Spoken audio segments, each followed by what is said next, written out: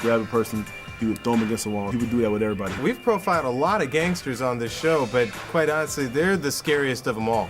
George W. Bush, on American Gangster. If you were an American, there was no mistaking. You knew who W was. You know, I met Dub first time in Texas, and we had both done some time together. We had both had a narcotics habit.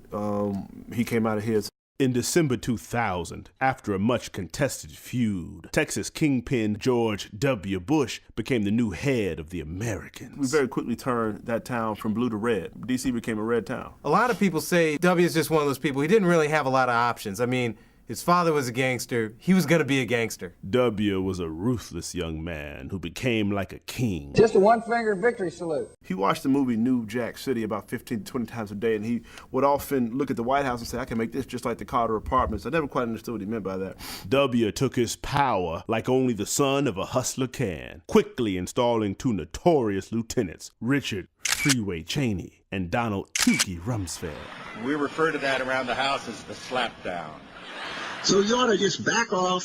Tukey Rumsfeld, he would like ask the question, and he would answer the question first. He'd be like, do I feel hot today? Of course. Do I enjoy chocolate? Who doesn't? Facing jail time, W turned to street soldier I. Lewis Scooter Libby to take the fall. He was the one who would make sure that you had the homemade jail ale, which is a liquor made in the toilet of a jail. It's delicious. Scooter was that guy. He was the go-to guy for many reasons. That's the wonderful irony about a guy like this. Like, on the one hand, he's cold-hearted, he's a killer, and on the other hand, he seems very charming, and you'd like to have a beer with him.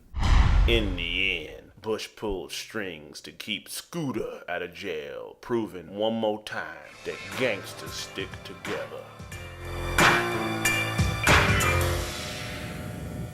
The message.